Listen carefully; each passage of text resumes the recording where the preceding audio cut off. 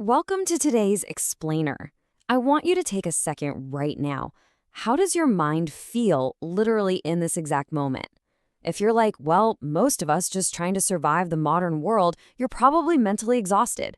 You know that feeling, right? Always thinking, constantly feeling behind, like your brain just won't shut off. Well, today, we're unpacking exactly why you feel that way, and more importantly, how we can actually structurally fix it using some incredibly cool neuroscience. So, why are you always mentally exhausted? You'd probably assume it's just your job, right? Or family obligations, or just the absolute chaos of everyday life. Okay, let's dive into this. Because the actual truth from the research is going to completely flip how you look at your own stress. Here's the wild part. It is not your workload. Our sources show that this heavy, burnout level exhaustion actually comes from invisible mental patterns. We're talking about tiny, microscopic, stressful habits that your brain repeats thousands of times a day and you don't even notice it. We're so conditioned to blame big life problems, but it's really these small, repeating loops that just siphon away your mental energy. They wreck your focus and quietly convince you that life has to be way harder than it actually is. Which brings us to Section 1. The exhausted modern brain. To figure out why our minds default to this frantic state in the first place, we really have to look back at evolutionary biology. See, by default, your brain isn't wired to make you happy. It's hardwired to keep you alive. Our ancient ancestors needed a brain that was constantly scanning for tigers, famines, and immediate physical danger. That built-in negativity bias is literally what kept them from getting eaten. But today, well, we don't really have tigers. Instead, we have unread emails, endless social media feeds, and financial stress. Because you're running ancient survival software in a modern environment, your brain treats an unanswered email like a deadly predator. It just defaults to worry, skipping right past everything going right because it's still just trying to keep you safe. Let's move on to Section 2, the neuroscience of happiness. But hey, here is the absolute best news. We do not have to stay stuck in survival mode. This is where the science gets incredibly empowering for us. It all comes down to neuroplasticity.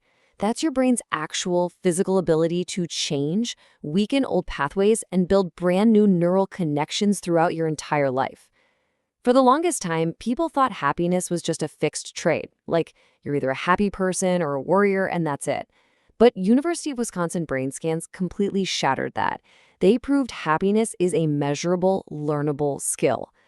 Unhappy people in their study who deliberately practiced specific mental habits literally grew thicker neural connections in the happiness centers of their brains. They physically rewired their default settings. So your current happiness level, it's not a ceiling, it's literally just your starting line. There's this famous phrase in neuroscience, neurons that fire together, wire together. So the crucial point is that every single thought or reaction you repeat carves a permanent groove in your mind. If you're constantly worrying, well, worry becomes your brain's superhighway. It's the path of least resistance. But if you practice new mental habits, you carve completely new pathways. You are literally constantly teaching your brain what kind of person to be. All right, Section 3, interrupting negative thought loops. This is phase 1 of our playbook. We have to stop the automatic negativity that's draining your energy, and we do this with a habit called negativity interruption. First, you got to catch the loop while it's happening. Second, you internally, or even out loud, firmly say the word stop. Third, you just name 3 totally neutral physical things in your immediate environment. Like, okay, the ceiling is white, the air conditioning is humming, my coffee mug is warm. Listen, this isn't that fake toxic positivity stuff. By forcing your brain to observe boring, neutral reality, you are literally rerouting electrical signals away from those deep worry pathways. You weaken the bad habit simply by refusing to drive down that road. And this feeds into a much bigger strategy, defending your mental space. Our sources map out a few key ways to reclaim your energy here. First up, protect your mornings from other people's priorities. Do not give those first 10 minutes to your inbox or scrolling before your brain is even fully awake. Second, stop checking for problems when nothing is actually wrong. Sometimes things are just fine, and that is okay. Third, Try replacing comparison with curiosity. Comparison just shrinks your world and creates suffering, right? But curiosity expands it and creates growth. And finally, learn to sit with uncomfortable thoughts without instantly grabbing your phone to escape. Every time you run away to a screen, you're teaching your brain that your own thoughts are a threat. Which leads us to Section 4, Engineering Positive Neural Pathways. Now that we're stopping the bad habits, we shift from defense to offense. We're actively building the good. Researcher Rick Hansen uses this brilliant analogy. He says our brains are like Velcro for negative experiences, but they're like Teflon for positive ones.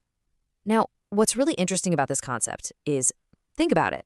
Thanks to that ancient survival bias we talked about, bad moments stick instantly. They get recorded in vivid HD right away.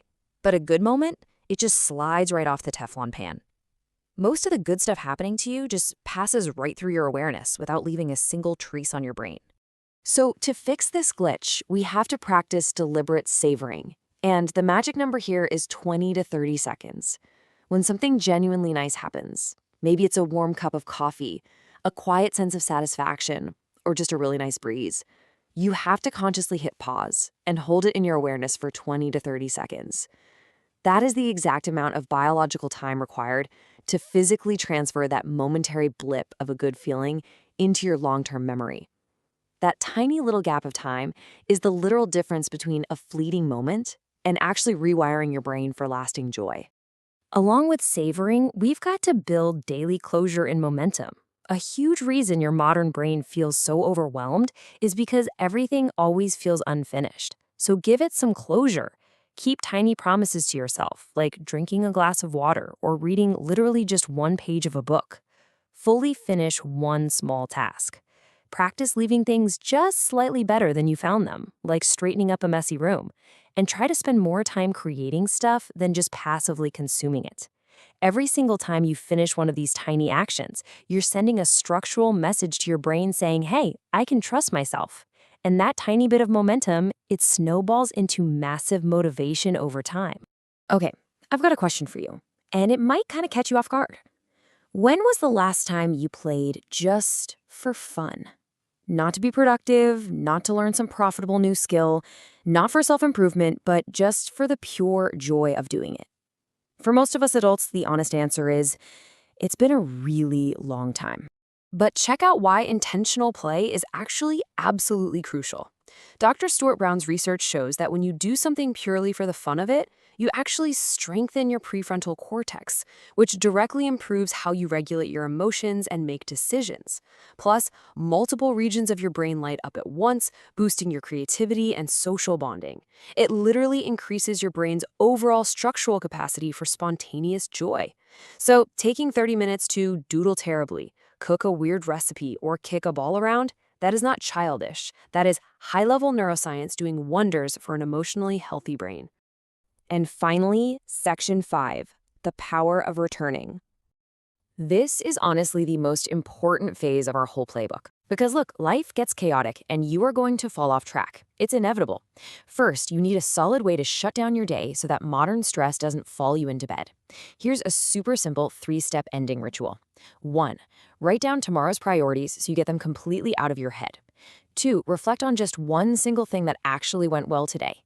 3. Take a few deep breaths to signal to your nervous system that today is officially complete. A mind that never closes one chapter is always going to struggle to peacefully start the next one. But what happens when you mess up?